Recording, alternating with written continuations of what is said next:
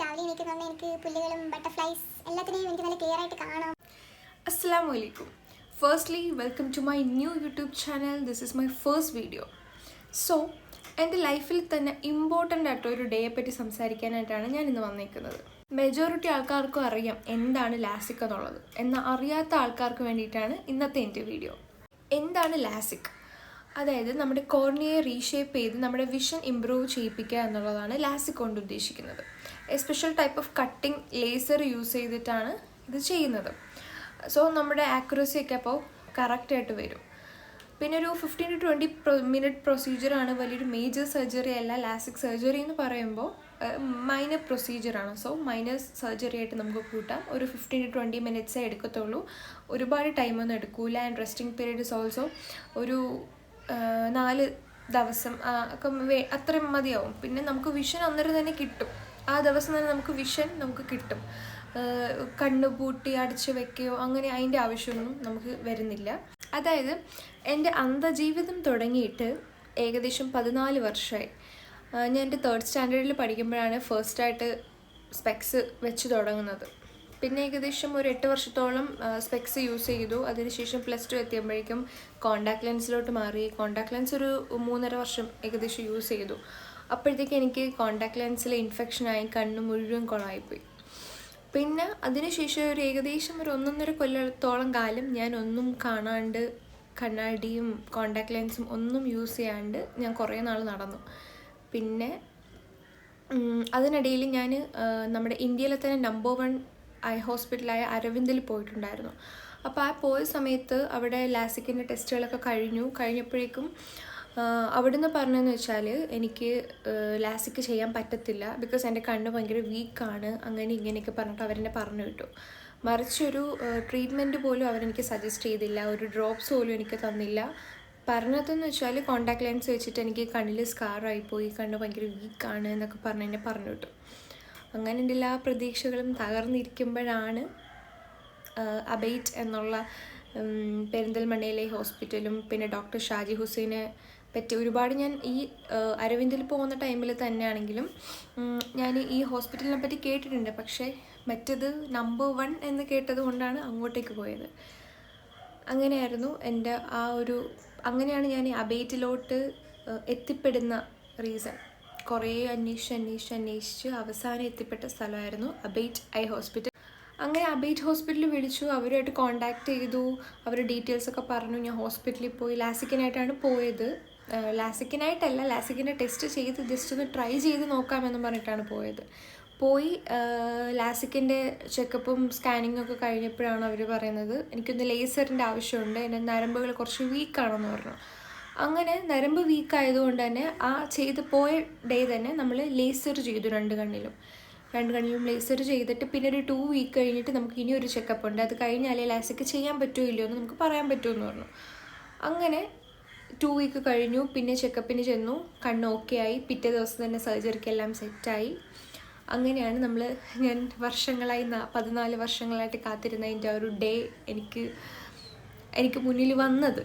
പിന്നെ സർജറിക്ക് മുന്നേ നമ്മൾ കുറച്ച് കാര്യങ്ങൾ ശ്രദ്ധിക്കാനുണ്ട്. അതായത് കണ്ണിൽ ഐ മേക്കപ്പ് ഒഴിവാക്കുക. പിന്നെ കോണ്ടാക്ട് ലെൻസ് നമ്മൾ ഈ ചെക്കപ്പിന് പോകുമ്പോൾ തന്നെ 1 മന്ത് മുന്നെയെങ്കിലും നമ്മൾ കോണ്ടാക്ട് ലെൻസിൻ്റെ യൂസ് കുറച്ചിരിക്കുക. പിന്നെ സർജറിക്ക് മുന്നേ ആയിട്ട് മസ്റ്റായിട്ടൊരു 2 ഡേയ്സ് മുന്നെങ്കിലും കോണ്ടാക്ട് ലെൻസ് ഉപയോഗിക്കാണ്ടിരിക്കുക. പിന്നെന്താ പറയുക, സർജറിക്ക് മുന്നേ സ്ക്രീൻ നോക്കുന്നതിനോ ഫോൺ നോക്കുന്നുണ്ടോ അങ്ങനെയൊന്നും പ്രശ്നമൊന്നും പറഞ്ഞിട്ടില്ല. പിന്നെ ഒരു ഡ്രോപ്സ് വന്നു, അത് തലേന്ന് ദിവസം ഒരു 4 നേരം ഒഴിക്കുക. പിന്നെ പിറ്റേന്ന് രാവിലെ സർജറിക്ക് പോകുന്നതിന് മുന്നേ ആയിട്ട് ഒരു 2 ഡ്രോപ്പ് അങ്ങനെ ഒഴിച്ചിട്ട് ചെല്ലാനാണ് പറഞ്ഞത്. അങ്ങനെ ഇത്ര കാര്യങ്ങളുള്ളൂ സർജറിക്ക് മുന്നേ ആയിട്ട് നമ്മൾ ശ്രദ്ധിക്കേണ്ടുള്ള കാര്യങ്ങൾ. പിന്നെ നമ്മൾ മസ്റ്റായിട്ട് നോക്കേണ്ടുള്ള വേറൊരു കാര്യം എലിജിബിലിറ്റി, ആർക്കൊക്കെ ചെയ്യാൻ പറ്റുമെന്നുള്ളത്. അതായത് 18 to 40 ഇയേഴ്സാണ് നമ്മൾ പറയുന്ന ഇതിൻ്റെ ഒരു ഏജ് ലിമിറ്റ് എന്ന് പറയുമ്പോൾ. 80ക്ക് മുന്നേയും ചെയ്യാൻ പറ്റില്ല, ശേഷം 40ക്ക് ശേഷം ചെയ്താലും നമുക്കൊരു വിചാരിക്കുന്നൊരു റിസൾട്ട് കിട്ടത്തില്ല. അത് പിന്നെ രണ്ടാമത് നോക്കുന്നതെന്ന് പറയുമ്പോൾ നമ്മുടെ പവർ -10 താഴെയായിരിക്കണം, അതിൽ കൂടാൻ പാടില്ല. -5, -4.5, 4, 3 ഇതൊക്കെ നമുക്ക് ചെയ്യാൻ പറ്റും. അപ്പോൾ -10 താഴെ ആയിരിക്കണം നമ്മുടെ പവർ.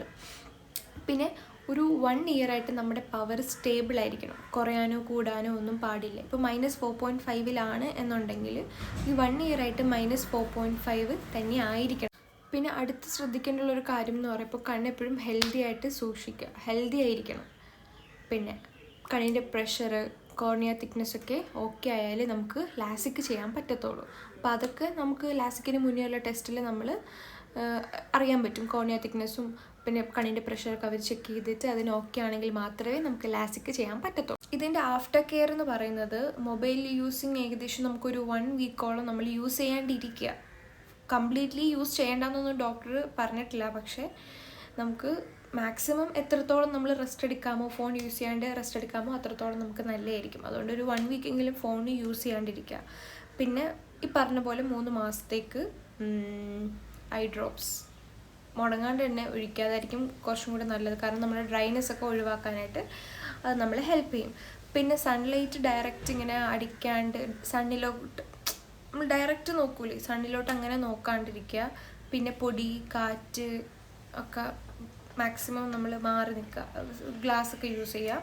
പിന്നെ സ്വിമ്മിങ് ഒരു 3 months നമുക്ക് പറ്റൂല, ചെയ്യരുതെന്ന് പറഞ്ഞിട്ടുണ്ട് സ്വിമ്മിങ്. പിന്നെ ഒരു 1 വീക്കോളം ഡ്രൈവ് ചെയ്യാൻ പാടില്ല. 2 വീലറൊക്കെ ഡ്രൈവ് ചെയ്യാൻ കുറച്ച് പാടായിരിക്കും. ചെയ്യേണ്ട, മാക്സിമം പറയുന്ന കാര്യങ്ങളൊക്കെ അതേപോലെ തന്നെ ചെയ്യാൻ ശ്രമിക്കുക. അപ്പോൾ തന്നെ നമുക്ക് നല്ലൊരു റിസൾട്ട് കിട്ടും. റിസൾട്ട് നമുക്ക് ആദ്യം തന്നെ കിട്ടും, പക്ഷേ കുറച്ചും കൂടി നമുക്ക് എന്താ പറയുക, കുറച്ചു കാലം കൂടി നമുക്ക് എന്താ പറയുക ഈ വെഷനിൽ തന്നെ ഇരിക്കാം. അതാണ് ഞാൻ ഉദ്ദേശിച്ചത്. എടുത്തു പറഞ്ഞിട്ടുള്ളൊരു കാര്യം എന്ന് പറയുമ്പോൾ ഹോസ്പിറ്റൽ ഡോക്ടേഴ്സ് ആണെങ്കിലും, ഡോക്ടർ ഷാജി ഹുസൈൻ സാറാണ് എൻ്റെ സർജറി ചെയ്തത്. വളരെ പറയാനില്ല, എൻ്റെ മനസ്സുകൊണ്ട് ഞാൻ ഭയങ്കര തൃപ്തിയായിട്ടാണ് അവിടെ നിന്ന് വന്നത്. ഡോക്ടറാണെങ്കിലും അവിടുത്തെ സ്റ്റാഫുകളാണെങ്കിലും സർവീസ് ആണെങ്കിലും ഒക്കെ അടിപൊളിയായിരുന്നു. നമുക്കൊരു ഡൗട്ട് വരാനുള്ളൊരു ചാൻസ് അവർ വരുത്തിക്കില്ല. അതിന് മുന്നേ എല്ലാം ക്ലിയറാക്കി നമുക്ക് തരും. ഞാനിപ്പോൾ ഭയങ്കര ഹാപ്പിയാണ്. ബിക്കോസ് എനിക്ക് രാവിലെ എണീക്കുന്ന പറഞ്ഞാൽ എനിക്ക് പുല്ലുകളും ബട്ടർഫ്ലൈസ് എല്ലാത്തിനെയും എനിക്ക് നല്ല ക്ലിയറായിട്ട് കാണാം. പിന്നെ എനിക്ക് ഡോക്ടർ ഷാജി ഹുസൈനോടും അബൈറ്റ് ഹോസ്പിറ്റലിനോടും എങ്ങനെയാണ് നന്ദി പറയാനുള്ളതെന്ന് എനിക്കറിയത്തില്ല. എന്നാലും എപ്പോഴും എൻ്റെ ഇവിടെ തന്നെ കാണും. Because I am very happy to say that. Because വളരെ നല്ലതായിരുന്നു, വളരെ നല്ലതെന്ന് പറഞ്ഞാൽ ഭയങ്കര നല്ലൊരു എക്സ്പീരിയൻസ് ആയിരുന്നു. എൻ്റെ ലൈഫിൽ തന്നെ ഒരു പുതിയൊരു ചാപ്റ്ററാണ് തുറന്നു തന്നിരിക്കുന്നത്. എനിക്ക് നിങ്ങളടുത്ത് പറയാനുള്ളതെന്ന് വെച്ചാൽ, ആരെങ്കിലും ലാസിക് ചെയ്യാനായിട്ട് ആഗ്രഹിച്ച് ടെൻഷൻ അടിച്ച് ഡൗട്ടുകളൊക്കെ ആയിട്ട് നടക്കുന്ന ആരെങ്കിലുമൊക്കെ ആണെന്നുണ്ടെങ്കിൽ ഒന്നും പേടിക്കണ്ട, നേരെ അബൈറ്റിലോട്ട് വിട്ടോ. അവിടെ നല്ല സൂപ്പറാണ്. നിങ്ങൾക്ക് ചെന്ന് കഴിയുമ്പോൾ നിങ്ങൾക്ക് കാര്യം മനസ്സിലാവും ഞാൻ എന്തുകൊണ്ടാണ് ഇങ്ങനെ പറയുന്നത്. ബിക്കോസ് അത് അനുഭവിച്ച് ആ സന്തോഷമാണെങ്കിലും ടെൻഷനാണെങ്കിലും ഒക്കെ ഞാൻ അനുഭവിച്ച് ഇവിടം വരെ എത്തിയിട്ടുള്ള ഒരാളാണ്. അതുകൊണ്ട് എനിക്ക് ധൈര്യമായിട്ട് പറയാം, എനിക്ക് ധൈര്യമായിട്ട് നിങ്ങളെ അങ്ങോട്ടേക്ക് പറഞ്ഞു വിടാം. ഞാൻ പ്രൊമോഷനോ കാര്യങ്ങളോ ഒന്നുമല്ല ചെയ്യുന്നത്, പക്ഷേ ഐ എം വെരി ഹാപ്പി. എനിക്ക് കാഴ്ച തിരിച്ച് കിട്ടിയ ഒരു ഹാപ്പിനെസ്, അത് കാഴ്ച കുറവുള്ളവർക്ക് പറഞ്ഞാലേ മനസ്സിലാവും. അപ്പോൾ അവർക്ക് തീർച്ചയായിട്ടും എക്സ്പീരിയൻസ് ചെയ്യണമെന്നാണ് ഞാൻ ആഗ്രഹിക്കുന്നത്. അതുകൊണ്ട് മാത്രമാണ് ഞാൻ നിങ്ങൾക്ക് പറഞ്ഞുതരാനായിട്ട് ഇങ്ങോട്ട് വന്നേക്കുന്നത്. അപ്പം വീഡിയോ എല്ലാവർക്കും ഇഷ്ടമായോ എന്നൊന്നും എനിക്കറിയില്ല, ഞാൻ ആദ്യമായിട്ട് എടുക്കുകയാണ്, ഒന്നും എനിക്കറിയത്തില്ല. പിന്നെ ഞാൻ നിങ്ങളുടെ അടുത്ത് പറയാൻ വേണ്ടിയിട്ട്, ജസ്റ്റ് എൻ്റെ ഒരു എക്സ്പീരിയൻസ് പറയാൻ വേണ്ടിയിട്ട് മാത്രം ചെയ്തൊരു വീഡിയോ ആണ്. എല്ലാവരും ഇഷ്ടപ്പെട്ടാൽ ലൈക്ക് ചെയ്യുക, സബ്സ്ക്രൈബ് ചെയ്യുക, ഷെയർ ചെയ്യുക, കമൻറ്റ് ചെയ്യുക, അത് മറക്കരുത്. അപ്പോൾ ഓക്കെ, നിങ്ങളെ സപ്പോർട്ട് ഉണ്ടെങ്കിൽ ഞാൻ പിന്നെയും വീഡിയോകളൊക്കെ ആയിട്ട് വരുന്നതായിരിക്കും. So by.